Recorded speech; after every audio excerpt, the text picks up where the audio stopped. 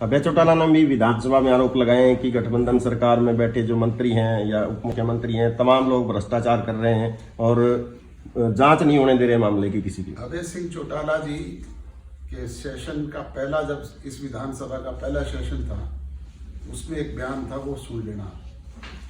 उसमें उन्होंने ये कहा था कि मेरे पास ऐसी ऐसी बातें हैं कि मैं बोल दूंगा तो ये लोग शक्ल दिखाने के लायक नहीं रहेंगे। और हमने कहा था भाई बोल दे,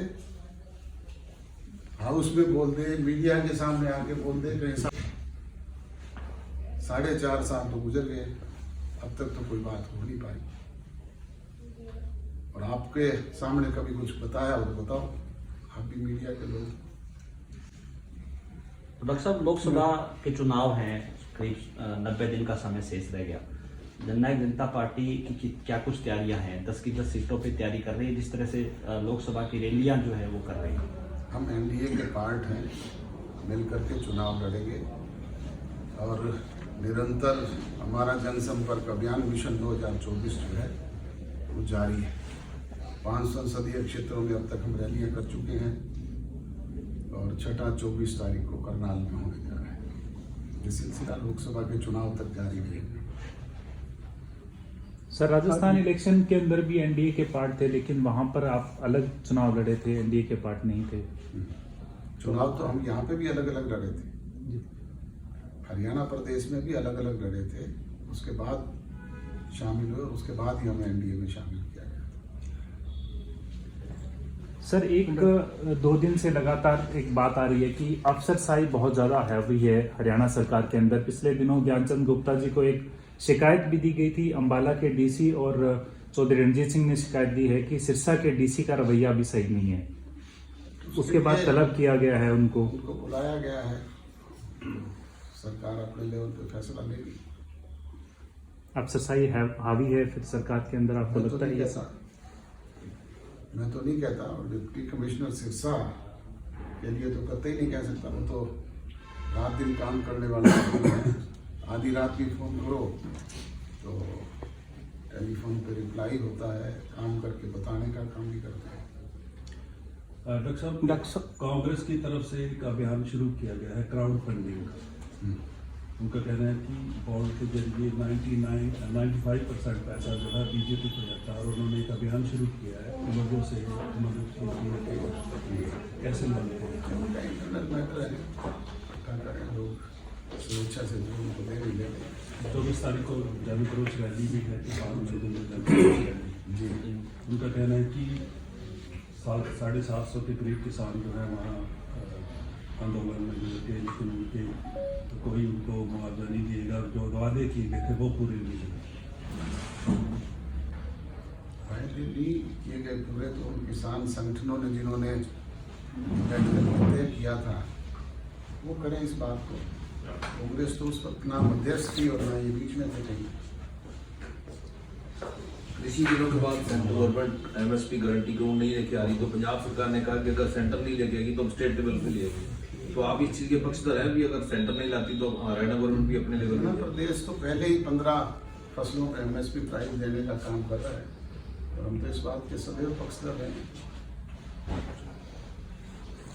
जिस समय नशा बढ़ रहा है और ग्रामीण अंचल में खेलों को बढ़ावा देने के लिए जो आपने ये योजना शुरू की है, ये क्या सिरसा में ही है या पूरे हरियाणा में? पूरे हरियाणा प्रदेश में। इसको थोड़ा सा डिटेल। अभी तो फर्स्ट फेज में हमने सिरसा में क्रिकेट के इस तरह के आयोजन रखे हैं, जिससे नौजवानों को खेल के मैदान में ज़्यादा से ज़्यादा दे करके जाएँ, उनको प्रोत्साहित करें और नशे से दूर करने का काम करें। ये सिलसिला पूरे प्रदेश में हमारा चलेगा। पहले भी हमने खिलाड़ियों को किट बांटे हैं, जहाँ कहीं भी उन्होंने कहा उनको जिम दिए हैं, उनको दूसरे खेल के सामान उपलब्ध करवाए हैं। डॉक्टर साहब, जनता ने जो लोगों से वादे किए थे चुनाव से पहले, वो कितने परसेंट सफल हुए हैं और कितने बाकी रह गए? कौन से मेन वादे हैं जो अभी पूरे करने? मेन वायदा हमारा एक तो 75% जो नौजवान को आरक्षण देने का था वो अभी कानूनी पेचीदगियों की वजह से सुप्रीम कोर्ट में, और दूसरा 5100 रुपये पेंशन देने का जो वायदा हमने किया था वो हम अब तक नहीं दे पाए हैं।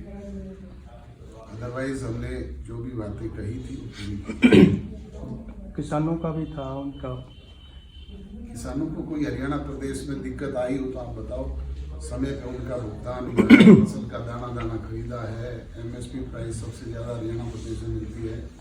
नहीं, अभी जो कॉटन है वो उस रेट में नहीं बिक रही। किसानों को कॉटन बेचने के लिए खाद की समस्या आई है, DAP की समस्या आई है। ये तो रूटीन के मैटर हैं, छोटी मोटी समस्याएं तो आती रहती है।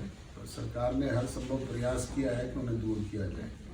तो अभी 1 साल के आसपास डॉक्टर साहब है विधानसभा चुनाव में, तो 3000 से ज्यादा बढ़ाने की आपकी कोशिश होगी पेंशन को? बिल्कुल बिल्कुल। तो बार बार सार्वजनिक मंचों पे भी इस बात को दोहराते हैं कि जब भी वो मौका लगेगा 5100 करने का काम करें। साथ ये भी कहते हैं कि हमारे 10 विधायक हैं, इसलिए ये हो नहीं पाएगा, और जब 50 हो जाएंगे तब हम कर पाएंगे।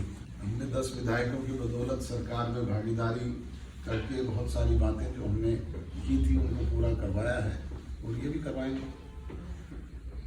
मिशन दुष्यंत 2024 से का बयान है JGP का। जी बताइए सर, अगर आप NDA के साथ चुनाव लड़ेंगे तो इसको किस तरह पूरा कर पाएंगे? ये तो फैसला जनता जनार्दन ने करना है। कभी भारतीय जनता पार्टी हमारे साथ छोटे दल के रूप में शामिल थी, आज वो बड़े राजनीतिक दल के रूप में है, हम छोटे दल हैं। तो ये तो फैसला प्रजातंत्र में प्रदेश की, देश की जनता करती है। ये हरियाणा प्रदेश के असेंबली का सेशन भी होकर के हटा है अभी, उसमें भी विधानसभा के अंदर विपक्ष का रवैया कुछ और था और मीडिया के अंदर कुछ और है।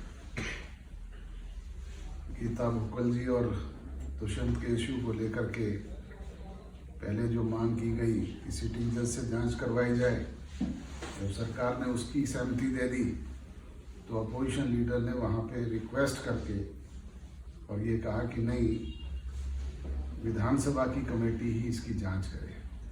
और अब जब विधानसभा की कमेटी बना दी गई तो उसकी बाहर आकर के मीडिया में दूसरी बात करते हैं।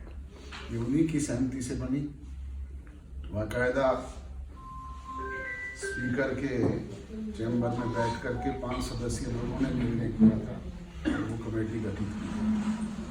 आज गीता भुक्कल उसके लिए कोई और बयान देती है और भूपेंद्र सिंह हुड्डा छोड़ देंगे। ये इनके दोगले चरित्र को दर्शाता है। पूछने के लिए क्वेश्चन नहीं थे, सरकार से जवाबदेही की बात करते हैं। सरकार ने तो हर बात का खुल करके जवाब दिया और उनको बताने का काम किया। अब उनके पास कोई इशू ही ना हो तो क्या किया जाए? डॉक्टर साहब, क्या लगता है कि दुष्यंत चौटाला को एक टारगेट किया जा रहा है विपक्ष की तरफ से? सर ने कांग्रेस की बात करी और उसके बाद दुष्यंत चौटाला ने उसका जवाब भी दिया, उनके पास सारे मौजूद थे इस प्रिंसिपल को लेके। और इसके अलावा अगर चौधरी वीरेंद्र सिंह की बात करें तो उनका निशाना भी रहता कि चुनाव दुष्यंत चौटाला वहाँ से ना लड़े, जबकि दुष्यंत चौटाला ने कहा कि उचाना से ही वो अपना विधानसभा चुनाव लड़ेंगे। क्या कुछ टारगेट किया जा रहा है जानबूझ के?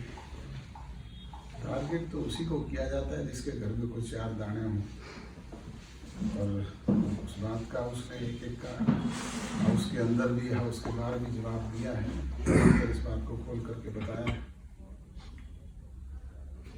वीरेंद्र सिंह का कल बयान आया है कि अप्रैल तक गठबंधन टूट जाएगा हरियाणा में। वीरेंद्र सिंह को तो कहते हुए कई साल हो गए, अभी वो अप्रैल का नाम ले रहे हैं। अप्रैल का नाम ले, वो आगे फिर कह देंगे कि जून में टूटेगा, फिर कह देंगे नवंबर में टूटेगा। वीरेंद्र सिंह ना तो अधिकारित हैं, गठजोड़ हुआ है दुष्यंत चौटाला और अमित शाह जी के बीच में, और उसे तोड़ने का अधिकार किसी को है तो उन दोनों को ही है।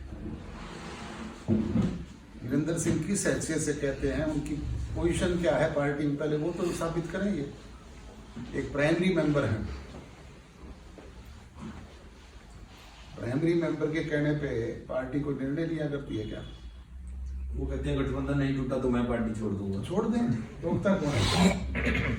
वो कौन सी पार्टी है? पहले ये तो बताएं। कभी तो लोकदल के स्टेज पे होते हैं, कभी किसी इंडिपेंडेंट के स्टेज पे होते हैं, वो है किस दल में हमें तो ये नहीं पता।